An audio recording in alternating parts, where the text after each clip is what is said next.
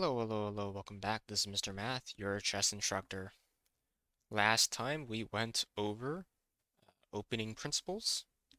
This time we'll be going over endgames instead. As mentioned previously, the game of chess can be split up into three parts: opening, middle game, and endgame.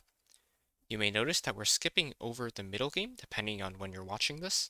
At the time of recording, I don't have a middle game video posted, and the reason why we're skipping over middle game and going to endgames first is simply because of ease of learning. It's easier to learn endgame principles first before middle game principles, because there are a lot of concepts to learn in a middle game, and also because middle game is going to be more uh, based on the specific opening you play, and so there are fewer general principles that will work in every single scenario, whereas in endgames and openings, there are a lot of things that are true regardless of what you're playing. So, why is it important to learn about endgames? Well, hopefully, when you outplay your opponent in the opening and cruise through the middle game, you'll end up with a better position in endgame. In those positions, it's important to learn how to convert your current advantage into a victory. You don't want to have such a big advantage only to not know how to win with it and end up with a draw. In the reverse scenario, let's say you get outplayed in the opening and middle game, and then you end up in a more defensive scenario where your opponent has the advantage. In such a scenario, if it's possible to make a draw, you should try to make a draw. And of course, getting to make a draw via any of the tricks we'll mention in this video or in future videos on the endgame will be very satisfying as well. But first, let's go over the puzzle from last video.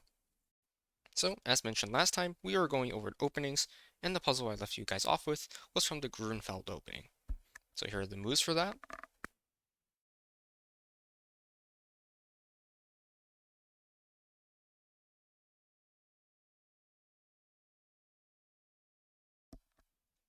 And we've reached the position that we ended off at last video. So, why is it that this position is not inherently terrible for black? If we look back at our three principles, you may point to control of the center and say, wait a moment, isn't white in full control of the center? And temporarily that is true. White has control of d4, has control of e4, has control of d5, has control of e5, right? Well, not exactly. Let's do our counting a little more carefully. White has two pieces attacking the d4 square, and black has two pieces attacking it. Of course, white does have a slight advantage because they have a pawn physically occupying the square, but it's only a minor advantage, and in terms of pressure on the square, we will soon see that white's control of the d4 square is not as tight as it might first appear. Similarly, there are no pieces attacking e4 at all. Of course, white has a pawn on e4, but that's a very minor advantage. In terms of pieces attacking e5, it's actually 1-to-1, and same for pieces attacking d5. So in terms of central control, white actually isn't that far ahead of black as it may appear at first glance. Okay, what about piece development? Surely, white's going to have a far easier time developing their bishops. What is black's bishop doing on g7? Well, it turns out a piece doesn't have to be physically in the center in order to be controlling the center. We see this most often with rooks, which can sit on the d1, e1, d8, and e8 squares and still affect the center because they're capable of moving vertically. Similarly, a bishop can actually go on what we call the main diagonals, which are the diagonals connecting the corners of the board, and still affect the center quite well. As you see, this g7 bishop goes right along this diagonal and pressures these two squares in the center. As a result, even though it's not physically in the center, it is still very effective at assisting in controlling the center, and therefore counts as a developed piece. We can now take a look at an example line from the Grunfeld to see why it's not that easy for white to actually hold on to the center. So now with white's move, perhaps they develop normally. We have bishop c4, and now black's first move, c5. We already see some problems for white. Black's attacking the d4 pawn.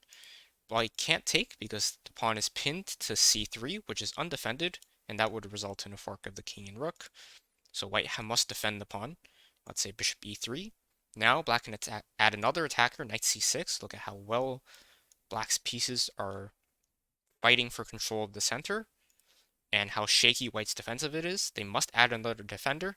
Now knight f3 runs into bishop g4, adding a pin on the knight, and so a lot of players will prefer knight e2 instead, responding to bishop g4 with f3. Still, it's still very shaky. Now after, let's say, castle kingside for black, castle queenside, sorry, slight mistake, castle kingside for white, it's not so clear that white's control of the center is that strong anymore. Black has plenty of ideas. Queen a5, for example, adding pressure to c3. The rook is going to slide over to d8. Black can, of course, still throw in the pin if need be, or they can go something like b6, bishop a6, and trade off white's bishop on c4. It turns out that white's center is fragile enough that it can be just as much a weakness as it is a strength. And so that's mainly the justification behind Fiend's Shadows, which is what I wanted to get at with this, is that what matters is the principles, right? It doesn't matter visually that white has pawns in the center. What matters is when you do the counting of who controls what, when you do the analysis of which pieces are developed and controlling the center, regardless of where they're currently placed, who is their side actually in control of the center. And as it turns out in the Grunfeld, when you do the math, black's perfectly fine and is very capable of challenging what may initially appear to be a strong pawn formation in the center. Good job if you came to those conclusions on your own, especially good job if you found black's ideas of putting pressure on the d pawn. Alright, now we'll move on to endgames. Our first principle we'll be going over is king activity. Now, as mentioned, one of the key principles of the opening, if you recall, was to make your king safe. That typically involved castling your king and keeping it tucked behind the wall of pawns. However, as the game progresses, pieces tend to get traded off, and therefore the threat to the king decreases and decreases. Additionally, again, as pieces get traded off, their collective power, collective strength also decreases. This means that by the endgame, two things happen. A, the threats to the king are minimized, and B, the value of the king's movement capabilities relative to the remaining pieces on the board increases.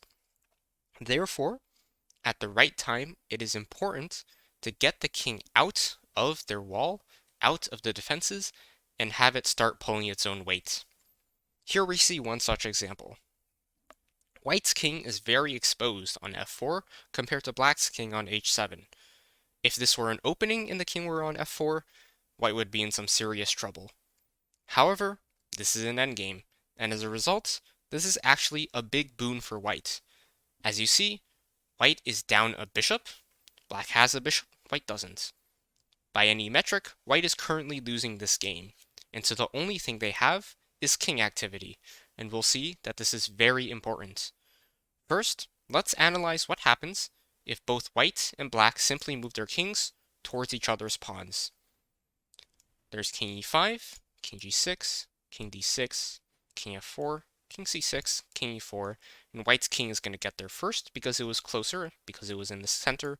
King b6, king d6, king d3, king c5, king c3, king b5, king b3, king a5, bishop takes c4, and now after king b6, king a4, we have a drawn position. This is a well-known insufficient material draw, as the king and bishop cannot checkmate the king. We went over this actually, I believe, in our first lesson when we went over stalemates, and the example position that you should see is this position where you realized, well, the king's boxed in, but this is a stalemate because the king cannot move.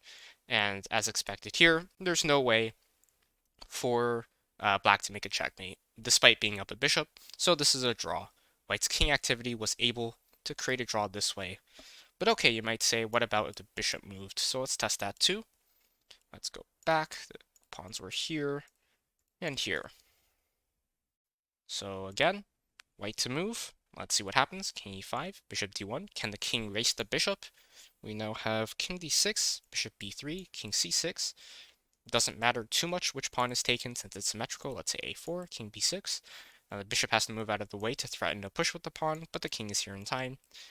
And again, with the other pawn, the king is there in time. So either way, we end up with an insufficient material draw. But now let's imagine the same position, but instead of the king being on f4, let's say the white king was on h1, maybe it had, or let's say g1, more realistically, it had been tucked behind the wall of pawns whole game. Would white still be capable of drawing this? Well, let's see what happens. King f2, bishop d1, and now we already see white's king is going to be very slow. King e3, bishop takes b3, king d3, bishop a4, king c3, bishop c6. And now, because white's king wasn't already centralized, it's not going to be able to catch up, and black is going to be able to eat some pawns, whereas white can't retaliate. And this position is not quite a draw, and we can make some example moves to show, just to prove it. So let's say the king can only really shuffle back and forth. There's no way in, right? Because the bishop and the pawns cover. The king can only really shuffle back and forth. And eventually, white's going to get edged out by black's king, right? And it's going to be forced to lose the other pawn. And with these three pawns, black can checkmate. And additionally, of course, if you remember the special move, black can also look to promote a pawn. So this is, in fact, not a draw. So that hopefully demonstrates well how important it is to have king activity in the center. Whether or not you have a central king can be the difference between a win, a loss, or a draw, depending on which side you are on. So it's very important to get the king active in the endgame. For the second of our primary principles regarding the endgame, we're going to discuss trading. So when should you trade pieces? Do you think it's better to trade pieces when you're ahead? Or do you think it's better to trade pieces when you're behind? In the context of an endgame, the answer is as follows. It's correct to trade pieces when you're ahead, and it's correct to trade pawns when you're behind. Okay, let's go over why that's the case. Let's begin with the opening position. This is mostly even position, but of course, we're talking about trading. So when is it correct to trade? Let's say we were down a pawn. Let's say we're down this e pawn. How much advantage does black really get from this?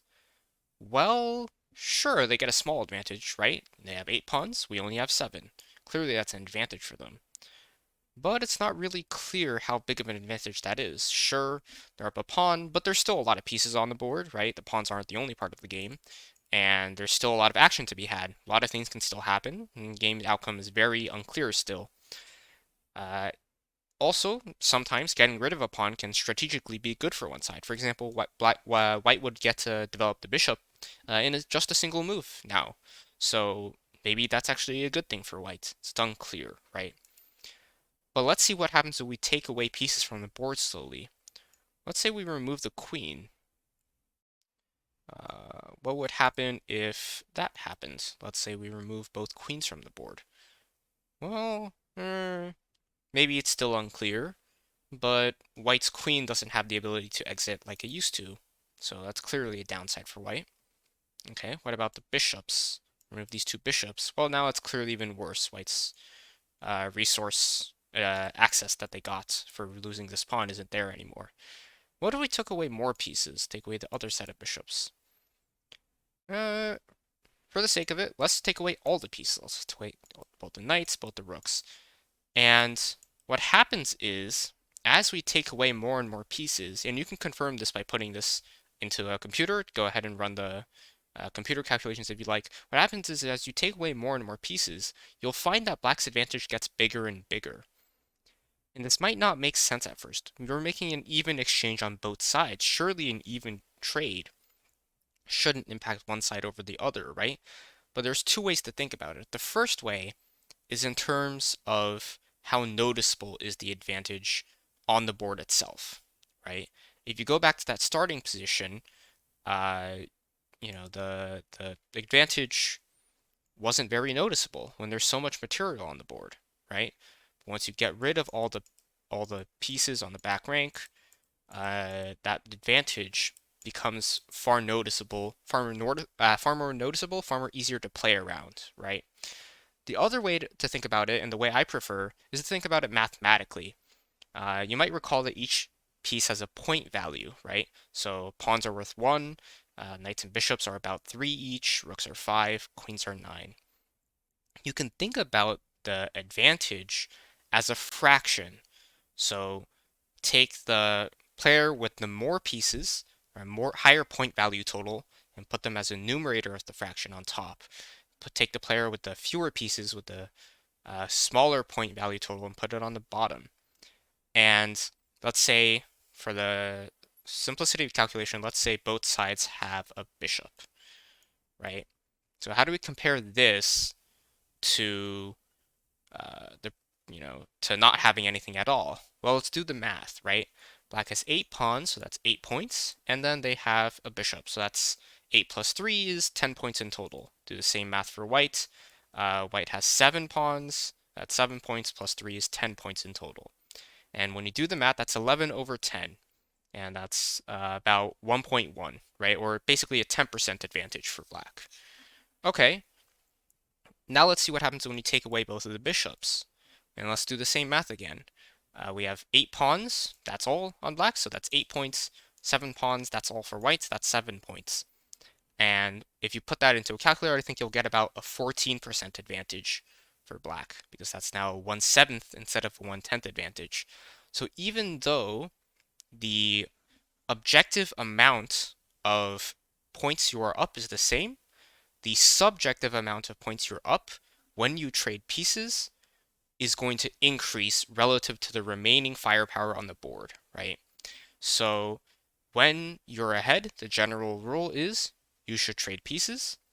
And when you're behind, the general rule is you should look to avoid trading pieces and look to make things as complicated as possible with the remaining pieces that are still there. But you might be noticing I've been talking about pieces this whole time. I haven't removed any of the pawns, and why is that? Well, because it turns out the rules for pawns are reversed. In general, it's better to have more pawns on the board when you're the winning side, and fewer pawns on the board when you're it's better fewer pawns on the board when you're on the losing side. So what does that mean? Well, it means that if we take away both of these pawns, for example, on the A file, Black's advantage gets a little smaller.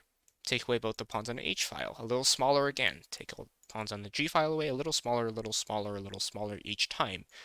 And you might be thinking, wait a second, didn't you just say that you could use a fraction to determine this? Surely when we remove pawns, the fraction gets bigger, right? 4 over 3 is now a 33% advantage for black. Well, yes and no. The problem here is now that in an endgame, one of the primary win conditions is promotion, right? As you get closer and closer to endgame, there are fewer and fewer pieces that can stop a pawn from getting all the way to the end. And so one of the main ways of winning the game is getting that promotion for a giant increase in point value on your board, giant increase in firepower on your board. And when you have fewer and fewer pawns, you get fewer and fewer chances to make that happen. Taken to the extreme, you have king and pawn endgames. So let's go over here and let's say this position with white to move. You can, black is up a pawn, right? But you're free to put this into a computer if you'd like to check my work. But this position's actually a draw. The advantage is 1 over 0, should be an infinite advantage percentage-wise. But no, this is actually a draw. And the reason why is because black doesn't have any way to promote this pawn. There's no longer enough support from the rest of the pieces because there are no pieces on board. There's no way to create a way to get that pawn all the way to the back rank. And we're going to see what's going to happen is king e2, king walks up, kings walk up, and there's really nothing for black to do here. So let's say king d6, king d4, right? Pawn can go up, king e4, king e6, and we'll actually go over something similar, either in this lesson or in a future endgame lesson. But this is a very well-known drawn position. And again, if you want to check that, you can put it into a computer and explore that for yourself as well. So to recap, the principles are: when you're ahead in material, you should trade pieces, but you shouldn't trade pawns. And when you're behind in material in the endgame, you should look to keep pieces on the board, and you should look to trade pawns whenever possible. Alright, here's our first puzzle. The position is as follows. Both sides have equal material, right? Both sides have 4 pawns in symmetrical spots on the board. Let's say it's white to move. And in this position, what do you think the result of this endgame should be based on perfect play from both sides? Do you think white is winning, black is winning, or do you think it's a draw? Take your time, recall the two principles we talked about, which we're trading, and king activity. And pause the video if you need to, and unpause when you're ready. Alright, and hopefully you've unpaused, and you've arrived at the conclusion that white is winning due to his king activity. So as mentioned, in the endgame, what matters isn't so much whether or not you have your king behind a wall of pawns, but rather whether or not your king is lifting the weight that he needs to lift at this stage, and whether or not it's active. And we see that when we compare the two kings, white's king on e4 is far more powerful than black's king on g8 is going to be, and that's going to be the deciding factor. And that's because, as mentioned, one of the win conditions of the endgame is to create a passed pawn, and it just so happens to be that without any other pieces on the board, white's king can go hunting after these pawns on the queen side. So for example, we have king d5 now. Let's say black tries to rush his king out, king f7, king c6, king e6, king b7, and now we see there's no piece defending this a7 pawn, and if black tries to move it, for example, we now have king b6, right, because the a7 pawn was defending the b6 pawn.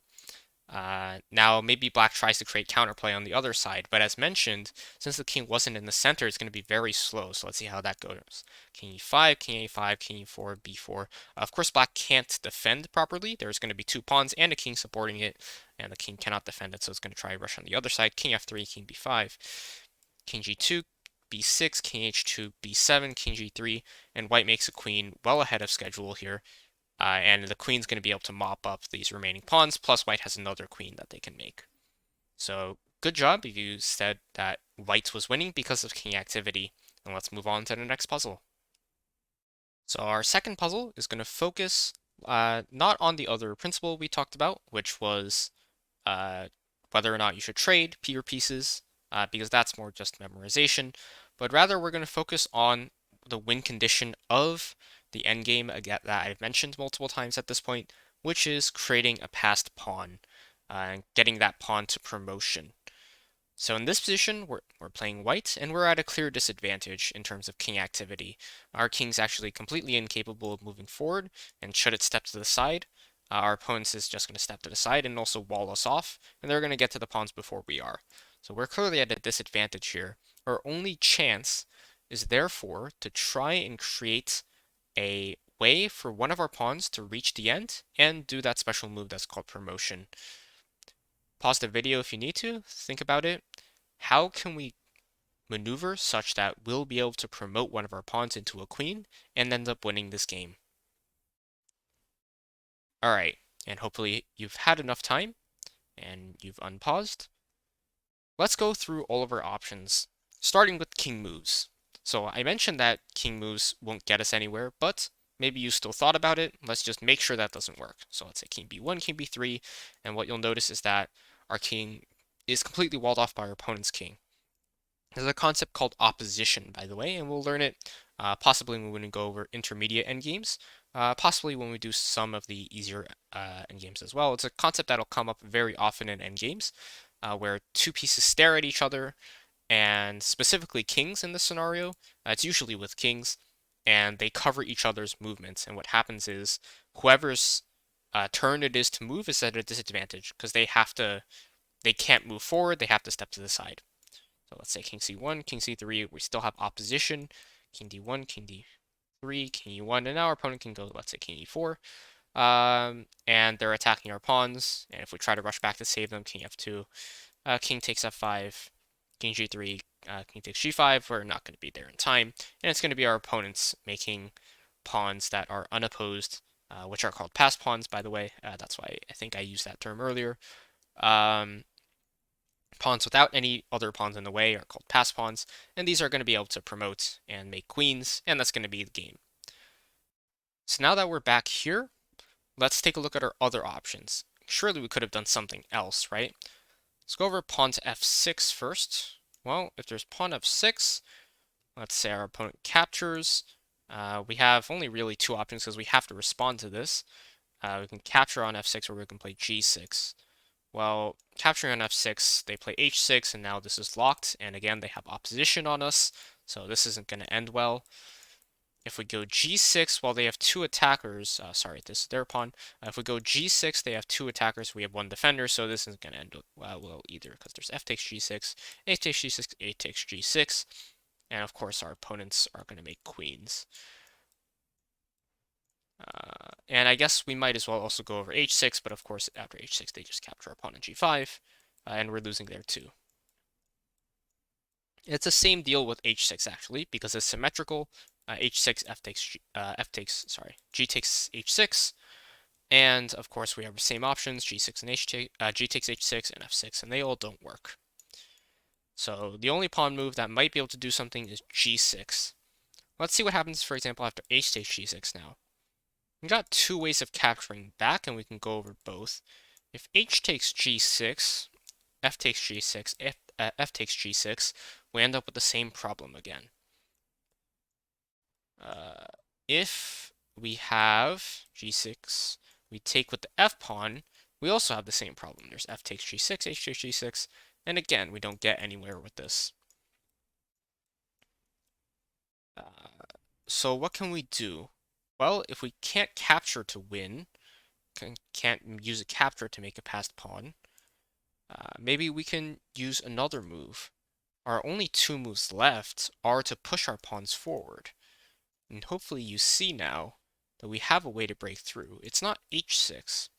h6, g takes h6, and our pawn doesn't have any open space. Rather, we're going to use a deflection tactic here with f6. And what this move takes advantage of is there's only one piece that's standing in the way of this pawn turning into a queen, and that's the pawn on g7. When the pawn on g7 captures on f6, now it's free to go. We now have h6, and the pawn runs and makes a queen, and it's a lot closer than theirs, such that even though their queen would promote with check, we're going to get there first, and we're going to win. So for example, let's say g5, h7, g4, we make a queen on h8, g3, pawn to g3, and we can mop up this pawn if we'd like, let's say queen h3, pinning the pawn, and we're going to end up winning with that queen. But okay, they had another pawn capture back here, right? They didn't have to capture the f6 pawn. They could have captured the h5 pawn too. Well, the other point of f6 is that it attacked g7. So now we can play pawn takes g7, h4, now we have g8 turning into a queen. And same deal as before, this queen's going to gobble up both these pawns, and we're going to end up winning. So, good job if you found that. Now we'll go on to some specific endgames.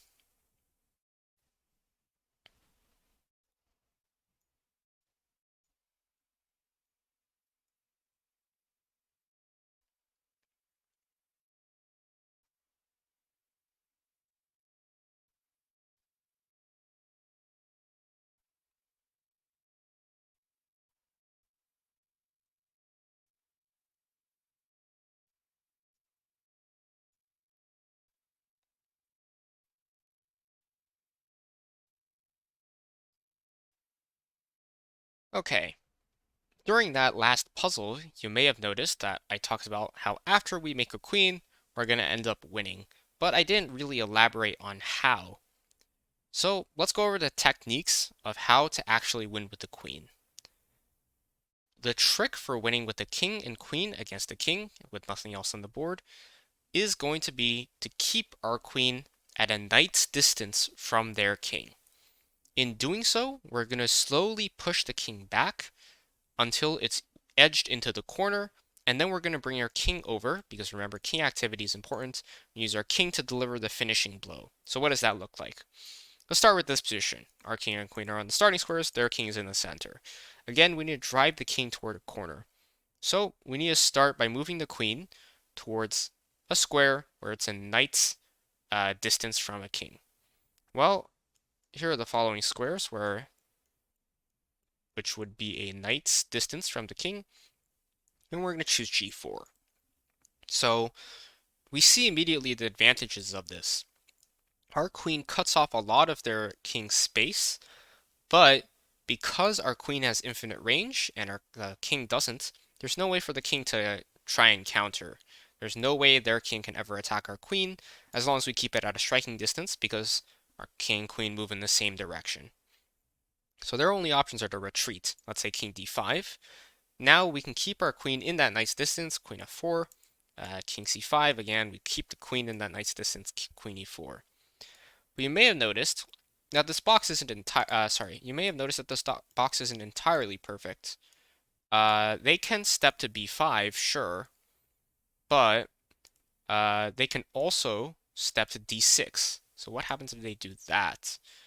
Well, our queen is still at a nice distance, but now we have to think about what side are we pushing the king toward? And we just pick a side here. In this case, we'll pick the side on e8, and we'll say, okay, how can we shrink this box such that we prevent the king from stepping away from this side of the board while keeping the queen continually at a nice distance? Well, there are only a few moves to keep the queen at a nice distance, right? You can go here, here, or here, or here, and those are all a nice distance from the king. So which one cuts off this rank from the king? Well, obviously it's the square that we put the queen on that is on that rank, because of course the queen can move horizontally. So that's going to be queen f5 here. Again, keeping the queen at that nice distance, making that box ever so slightly shorter. And we're just going to repeat this pattern all the way. So let's say king c6, queen e5, king b6, queen d5, king a6, queen c5. And we'll notice that once we get to one of the edges of the board, now they're forced to do that maneuver we talked about earlier. And now they cede this as well. So queen d6, and we make the box ever smaller. Oops, sorry. We have now king a7, king a7, queen c6, king b8 is the only move. Wow, it's buggy today. So king b8 is the only move, and now we have queen d7 and king a8. Now there is one thing to avoid doing in a queen and king versus king endgame, and that is, once they get into this corner, you must be very careful not to play queen to the knight square distance. In this case, that's queen to c7. Why? Well, let's look at what moves black has available to his king now. The queen cuts off here and cuts here, so oh no, we aren't attacking the king. This is actually a stalemate. And this is something I've seen all too often at the low level, which is that, they know how to win with the king and queen. They do this pattern, and they get all the way to the end, and oh no, they create a stalemate. So what you're supposed to do, of course, is give that king that little bit of breathing room. Because if you do this, it can't move at all. But if you stay here, well, you've accomplished basically what you want. The king is stuck in the corner. It can only shuffle back and forth because its exits are all guarded. So now you bring the finishing blow by bringing your king over. So let's go king d2, king b8. Again, the king can only shuffle back and forth. King c3, king b8, king b4. And we move it forward. And once it's here, we can deliver checkmate any number of ways, either via the back rank or just planting the queen directly in front of the king, as long as it's supported by our king. Let's say queen b7. And now that's checkmate. It covers all of the king's escape options. And if the king were to try to capture the queen, we have our king right there ready to meet it. And so this is checkmate, and white has won. So to recap, our rules for playing with king, queen against king are keep the queen a knight's distance away from this king. Let's say putting it on g4 here. Slowly edge it out, slowly close this box that the queen creates. Sorry, I can't draw diagonals. Close in on this box. Choose a side to push the king toward. Any side of the board is fine. Just make sure you have one in mind so that when they do a move like this, you know, well, I need to cut them off from a specific row, and you slide the queen in that direction. And slowly but surely, you're going to edge that king toward that board. And once they get to that corner, make sure not to close them in completely, not to stalemate them. And then you can bring your king over. They'll have no choice but to shuffle their king back and forth. And then you can deliver the final blow via a back rank mate, like this, or via checkmating like this. The second, for beginners that we're going to go over, is king and two rooks against the king. Similarly to king queen against king, this is also going to be a win for the player with two rooks. And here's the very simple way how. And the method is called, most commonly called the ladder method. So with the two rooks, we don't have the same diagonal coverage that the queen has, and as a result, a single rook by itself can't shove around the king like we did previously. So let's say we tried that, rook a4, king d5. Let's say we tried to put that rook at that knight's distance, rook on b4. Well, it covers this, it creates the box, sure, but it doesn't stop black from interfering. So black can play a move like king c5 and attack the rook and harass it. Let's say we try it again to do this with rook to e4, trying to cover like so. Now, of course, there's king d5 attacking it. So we can't, with our rooks, we can't do the same solo strategy we did. Instead, they have to work together here. And the method is called the ladder method. We're going to start with rook a4.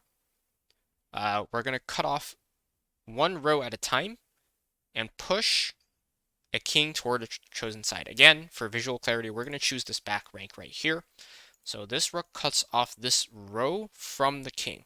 King's going to step. And now we're going to do what's called making the ladder, and hence why this is called the ladder method, by slowly, systematically cutting off rows from the king over and over again until it runs out of space to go and we can deliver checkmate. So what does that look like? Well, now our other rook is going to get into the action. So this rook covers this row and make sure that the king can't step forward.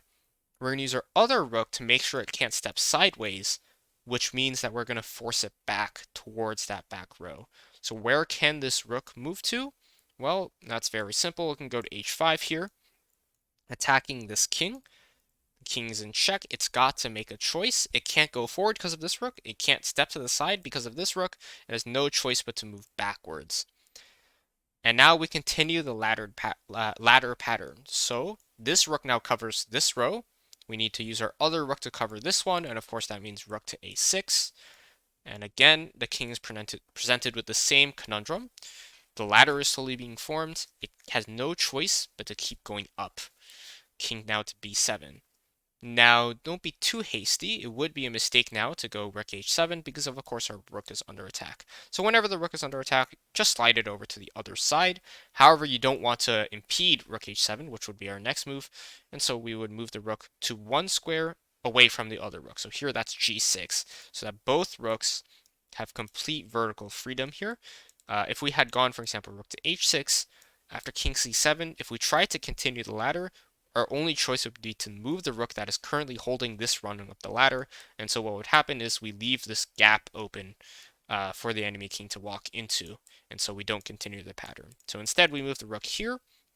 And now when the king moves, king b7 to king c7, this rung of the ladder is held by this rook. The other rook can now establish the next rung. We're going to play rook h7. And again, the king is forced to step back. We have king d8 and rook g8. And now we've completed the ladder maneuver, and now we see there is no more 9th rank for the king to run to, and of course, this is now checkmate. So going back to the start to recap, the main way to checkmate with two rooks against the king is called the ladder method. You start by cutting off one row, and then you cut off subsequent rows from it, such that the king cannot escape either forward or to the side. And you repeat this process whenever one of your rooks is attacked. You slide it over to the other side, but make sure to slide it only so far as to keep giving your rooks vertical mobility. You don't want to stack the rooks on top of each other for this method, so that you can keep creating that ladder and eventually deliver checkmate. Alright, our third puzzle of the day is the following position. You're playing white, it's your move.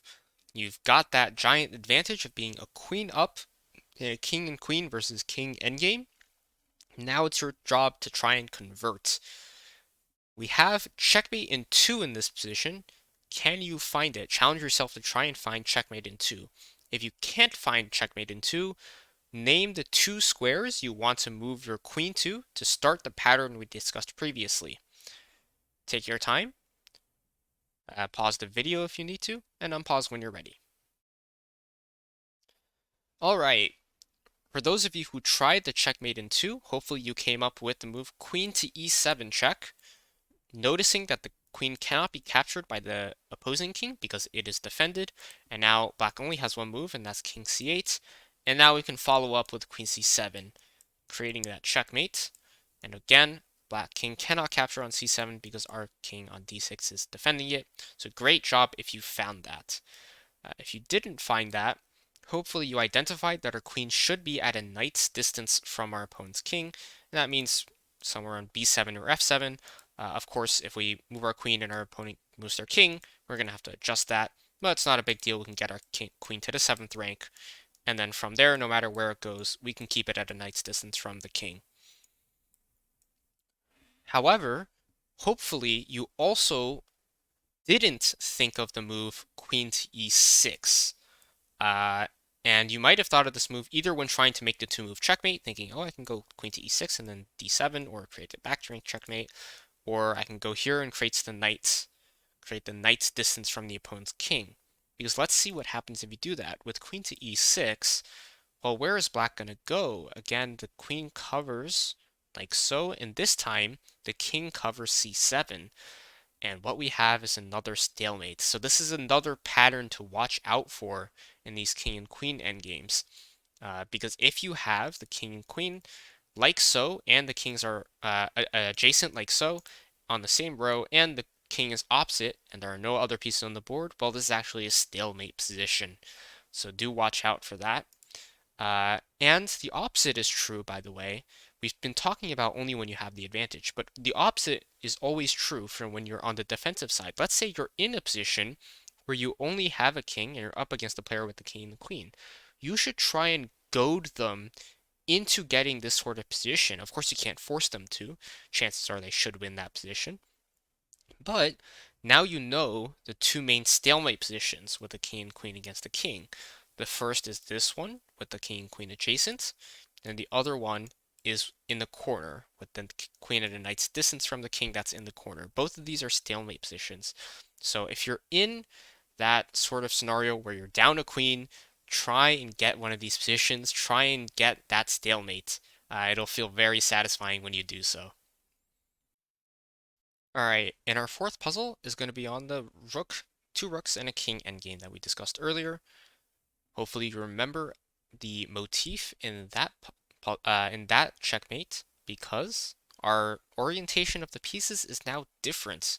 Can you find the fastest way to get a checkmate in this position? There are two starting moves that are both reasonable, but both of them have the same idea. Remember the general idea and the general pattern and what it was called in checkmating with two rooks against a king.